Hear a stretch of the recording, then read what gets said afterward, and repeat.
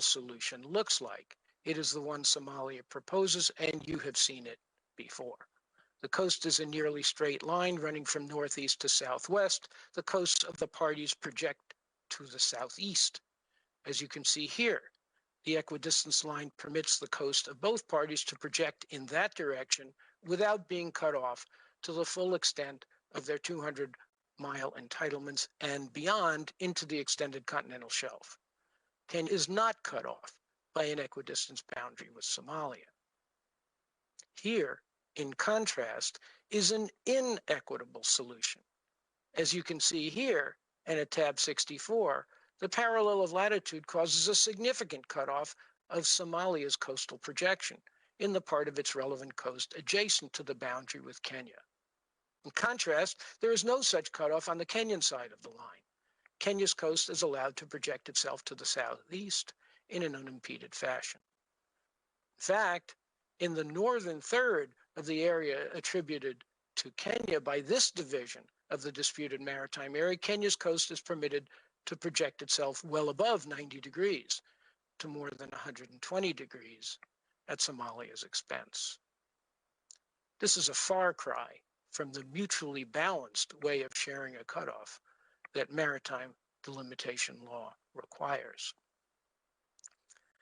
The bankruptcy of Kenya's approach is further illustrated by a new sketch map that was included in its written submission of 5 March.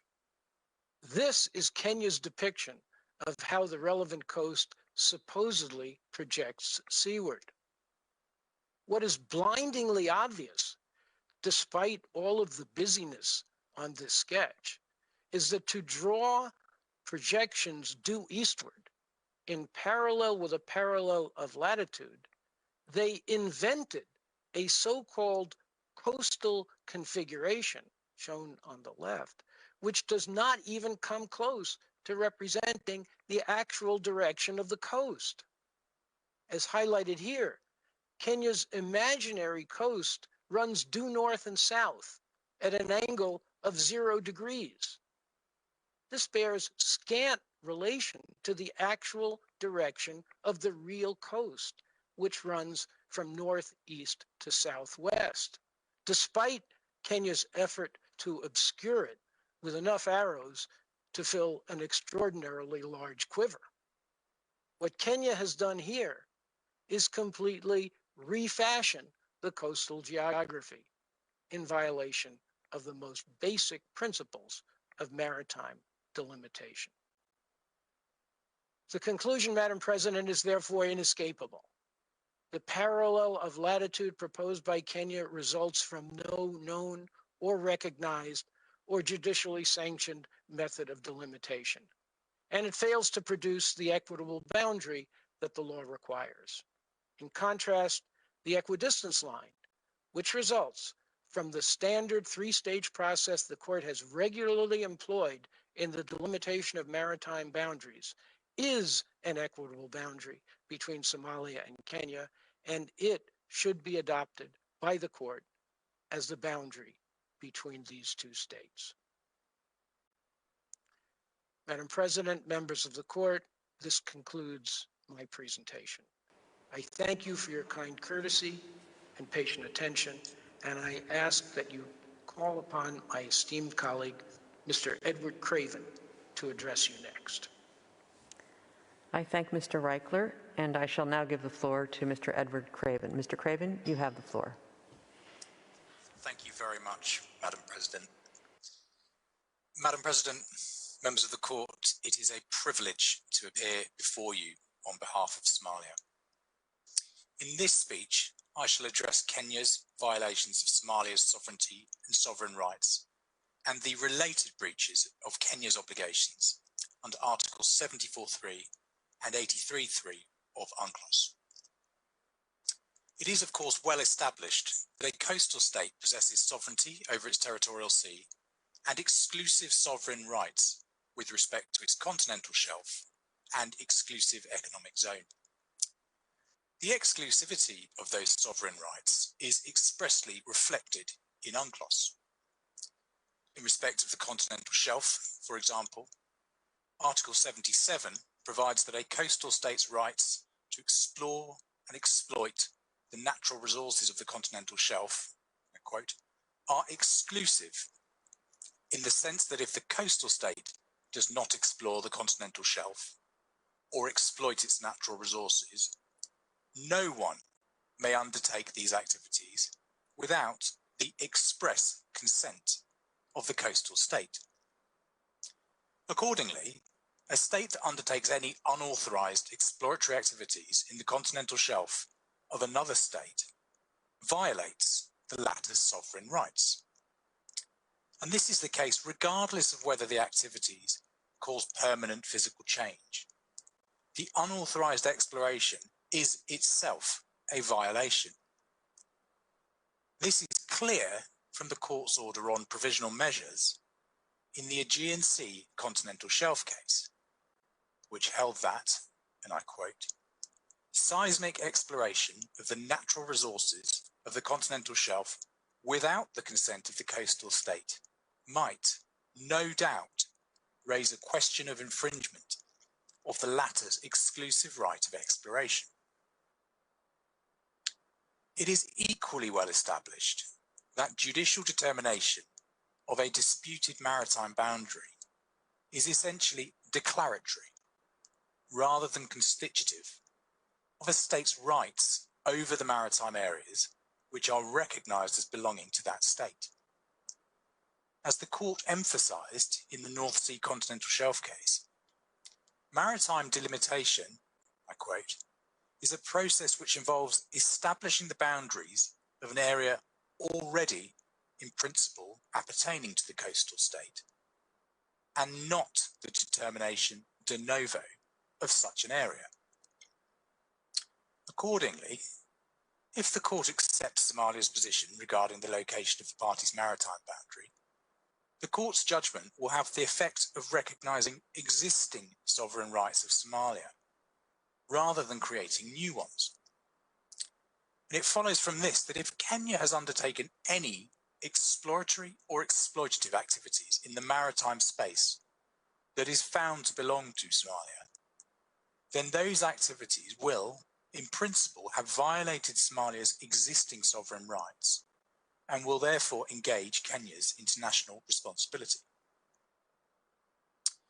Madam President, there is no doubt that Kenya has indeed undertaken exploratory activities in the areas claimed by Somalia.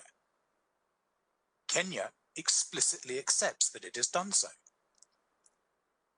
After several decades of not awarding oil concession blocks north of the equidistance line, in the mid-2000s, Kenya abruptly changed tack and began to authorise both seismic and drilling activities, knowing them to be in the disputed maritime area.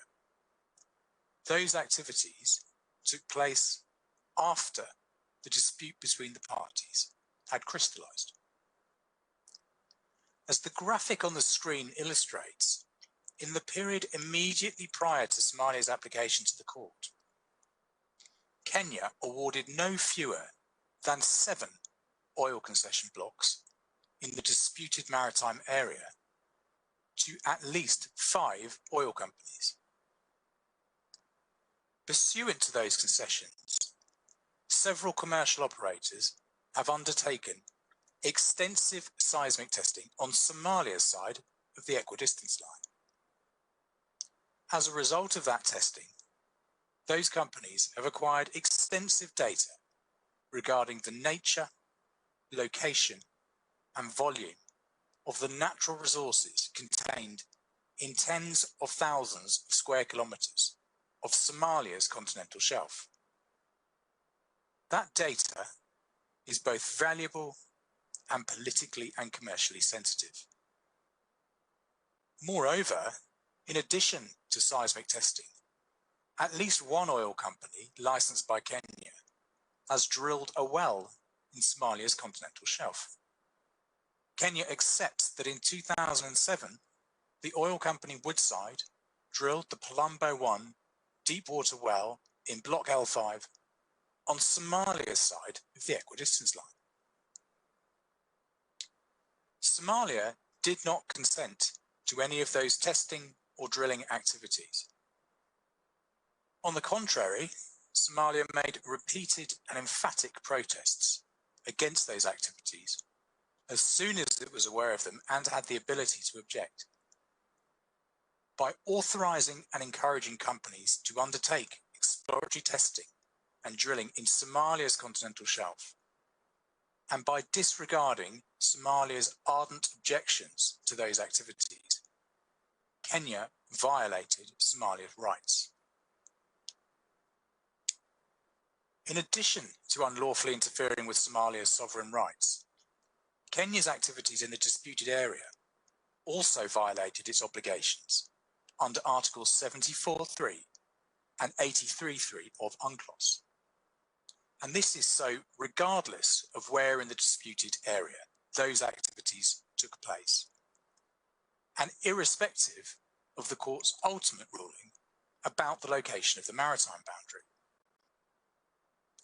Now, as the court well knows, Article 83.3 stipulates that pending agreement, the states concerned, in a spirit of understanding and cooperation, shall make every effort to enter into provisional arrangements of a practical nature, and, during this transitional period, not to jeopardise or hamper the reaching of the final agreement. Article 74.3, of course, contains materially identical provisions in respect of the exclusive economic zone. In Ghana, Côte d'Ivoire, the ITLOS Special Chamber stressed that the obligation not to jeopardise or hamper the reaching of a final agreement on delimitation is an obligation of conduct, one which requires the states concerned to act, and I quote, in a spirit of understanding and cooperation, end of quote, and I quote again, to make every effort, end of quote, to avoid impeding the reaching of a final agreement. And in light of this, the question for the court is therefore a simple one. Did Kenya make every effort to avoid jeopardising or hampering the reaching of a final agreement with Somalia on the delimitation of the maritime boundary? The answer to this question is plainly no. It is clear beyond argument that Kenya granted numerous licenses that both authorised and encouraged exploratory activities in maritime areas that Kenya knew were claimed by Somalia. And it is equally clear that in so doing, Kenya behaved in a manner that would be perceived by both the government and the population of Somalia as a deliberate attempt to deprive Somalia of its sovereign rights. This was self-evidently likely to hamper the reaching of any agreement in respect of the parties' maritime boundary. Independent reports attest to the detrimental impact of Kenya's activities. One example suffices to illustrate the point. In its 2013 report to the Security Council, the United Nations Monitoring Group on Somalia highlighted the profoundly destabilising effect of Kenya's unilateral activities in the disputed area. The report explained that Kenya's decision to award oil concessions in the contested area had led directly to a dispute between Somalia and the holder of several of those concessions. A dispute which could, and I quote, serve to create further animosity between the government of Somalia and Kenya, and exacerbate tensions between Somalia and Kenya that have already been sharpened by political disagreements in respect of other territorial issues. Creating animosity and exacerbating tensions are inimical to the obligations enshrined in Articles 74.3 and 83.3 of UNCLOS. Kenya's principal response to Somalia's case has been to assert that the dispute with Somalia did not crystallise until 2014.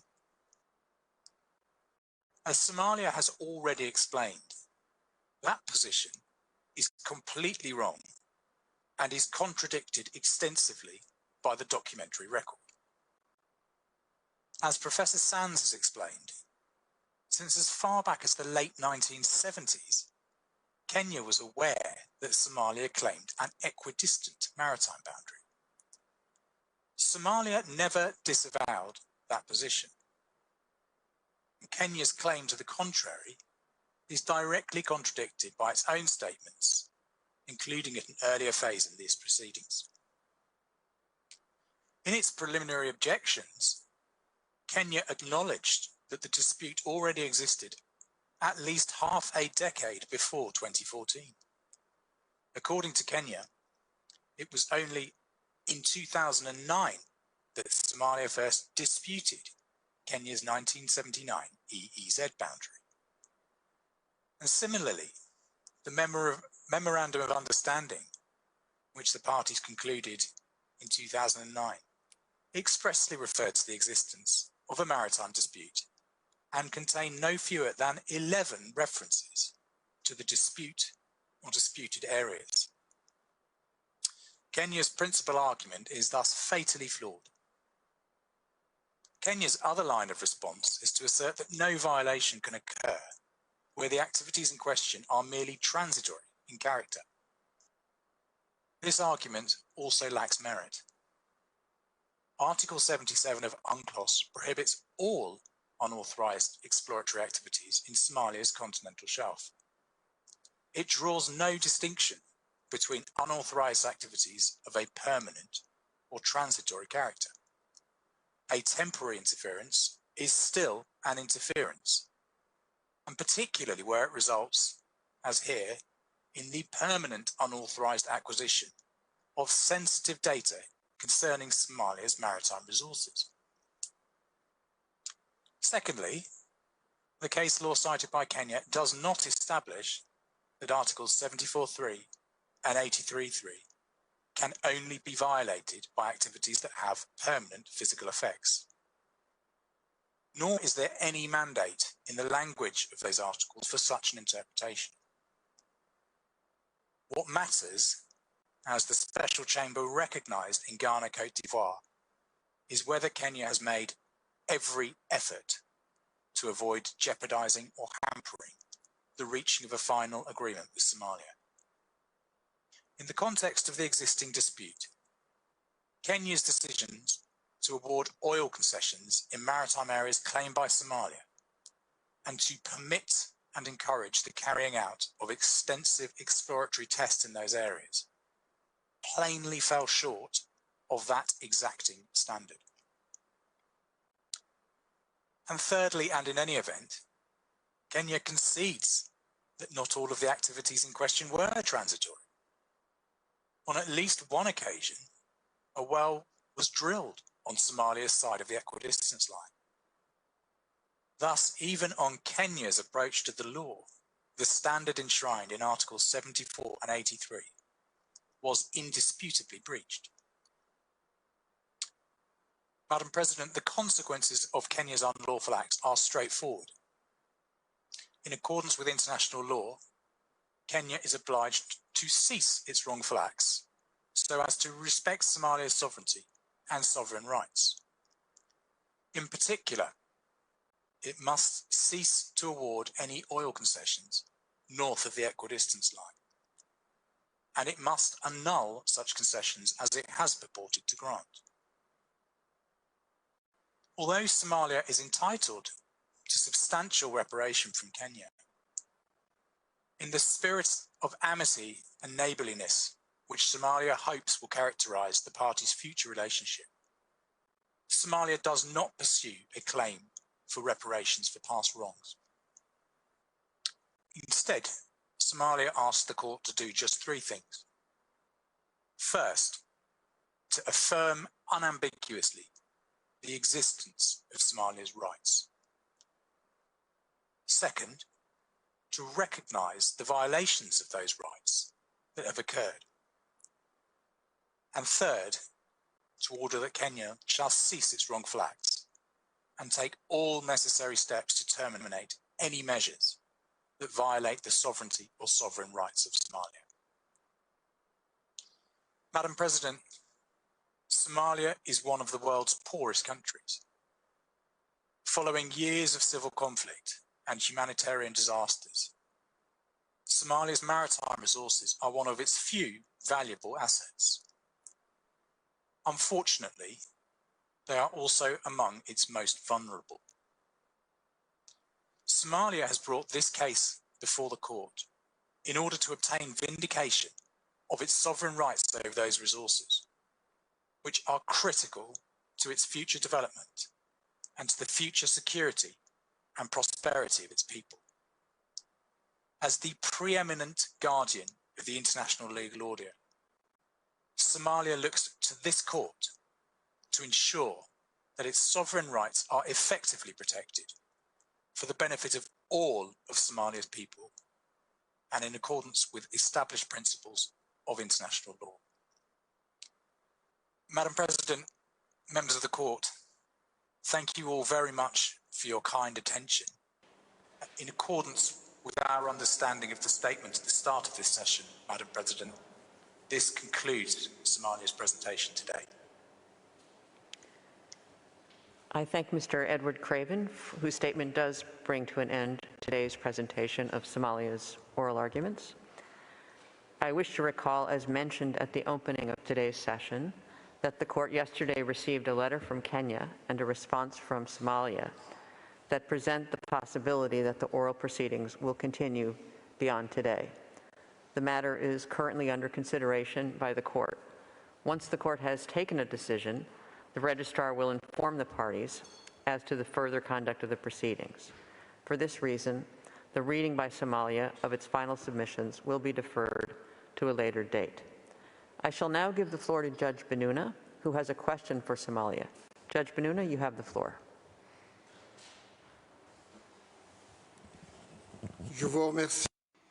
Thank you very much, Madam President.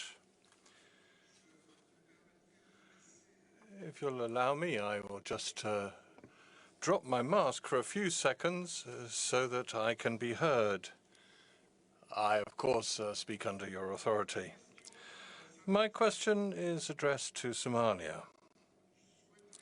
I would like the Somali delegation to clarify its position on the subject of Kenya's assertion in its counter-memorial, according to which the boundary pillar number 29 at Dar es Salaam, which represents the land boundary terminus between the two parties, must be connected, and I quote, in a southeasterly direction to the limit of territorial waters in a straight line at right angles to the general trend of the coastline at Dar es Salaam, leaving the islets of Dioscara in Italian territory, end of quote,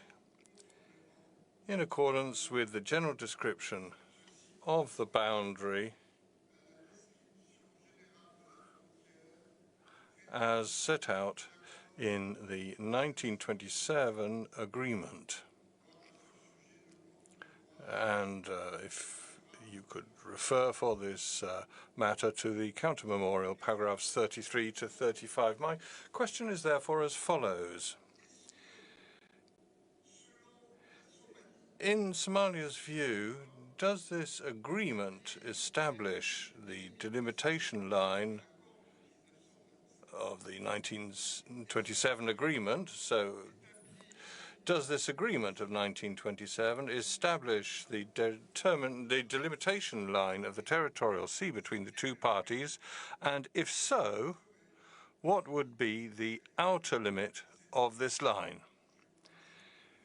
Thank you, Madam President. Judge Benuna, the written text of this question will be communicated to Somalia as soon as possible. Somalia may respond to the question in writing no later than 10 a.m. on 22 March 2021. The registrar will also convey the question and Somalia's reply to Kenya. Should Kenya wish to make any comment on Somalia's reply, in accordance with Article 72 of the Rules of Court, its comment must be submitted no later than 10 a.m. on 26 March 2021. This brings to a close today's session of these oral proceedings. The seating is adjourned.